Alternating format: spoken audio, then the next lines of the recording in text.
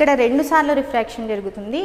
ఏ నుంచి స్పియర్ లోపలికి, స్పియర్ నుంచి మళ్ళీ ఎయిర్లోకి 2 times refraction. R radius of curvature, n refractive index ఉన్న ఒక స్పియర్ ఎయిర్లో ఉంది.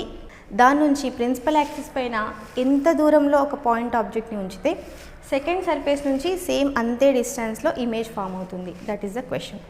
సో సేమ్ డిస్టెన్స్లో ఇమేజ్ ఫామ్ అవ్వాలంటే ఇక్కడ చూద్దాం ఒకసారి. What is the diagram should be, in which condition అది పాసిబుల్ అవుతుందో చూద్దాం. సో కండిషన్ ఎలా ఉండాలంటే, ఈ పాయింట్ ఆబ్జెక్ట్ నుంచి స్పియర్ పైన ఇన్సిడెంట్ అయిన లైట్ రేస్ని మనం ఒకసారి అబ్జర్వ్ చేస్తే, ఫర్ ఎగ్జాంపుల్ లైట్ రే ఇలా ఇన్సిడెంట్ అయింది అనుకోండి, స్పియర్ పైన ఇక్కడ ఇన్సిడెంట్ అయితే ఇట్ హౌ మచ్ హైట్ అది ఇన్సిడెంట్ అయిందో, ఏ హైట్లో ఇన్సిడెంట్ అయిందో అదే హైట్ నుంచి అది బయటకు వస్తే అప్పుడు the image will be at the same distance.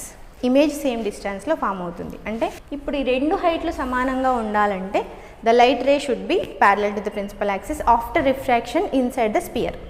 ఇక్కడ 2 సార్లు రిఫ్రాక్షన్ జరుగుతుంది. ఎయిర్ నుంచి స్పియర్ లోపలికి, స్పియర్ నుంచి మళ్ళీ ఎయిర్లోకి 2 టైమ్స్ రిఫ్రాక్షన్ జరుగుతుంది. ఇక్కడ ఫస్ట్ మీడియంని N1 అనుకుందాం. ఇక్కడ refractive index N1 is equal to air is equal to 1, N2 is equal to N అనుకుందాం. ఫస్ట్ రిఫ్రాక్షన్ కేసును ఒకటే తీసుకుందాం. ఏంటి అంటే ఎయిర్లో నుంచి స్పియర్లోకి వెళ్ళే కండిషన్ తీసుకుందాం. ఎయిర్లో ఉన్నప్పుడు ఇక్కడ image object distance u is equal to x అనుకుందాం. అండ్ సైన్ కన్వెన్షన్ని కూడా ఫాలో అవ్వాలి. లైట్ ఎక్కడి నుంచి ట్రావెల్ అవుతుంది, ఇలా ట్రావెల్ అవుతుంది. The measurement should be from the pole, అంటే కర్వ్ నుంచి డిస్టెన్స్ మెజర్ చేయాలి.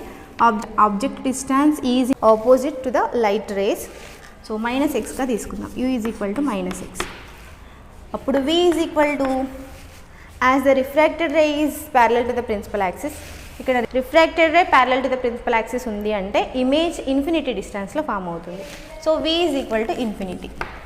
అండ్ ఫస్ట్ రిఫ్రాక్టివ్ ఇండెక్స్ అంటే air refractive index 1, second glass refractive index, sphere refractive index n అనుకుంటే, and radius of curvature is again r అనుకుంటే, వీటిని మనం ఒక ఫార్ములాలో సబ్స్టిట్యూట్ చేద్దాం. That is n2 by v minus n1 by u is equal to n2 minus n1 by r.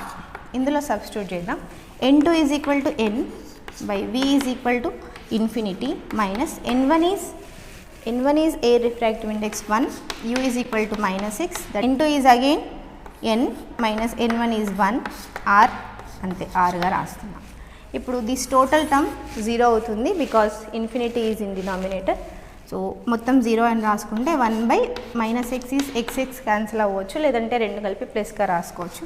This will be n-1 by r. If 1 by x is equal to n-1 by r, అప్పుడు x is equal to r by n-1.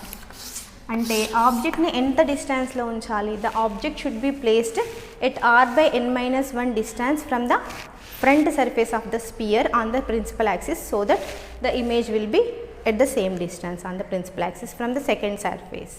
So this is, అంటే ఆబ్జెక్ట్ని r by n-1 డిస్టెన్స్లో ఉంచితే image కూడా అవతల surface నుంచి అంతే దూరంలో form అవుతుంది.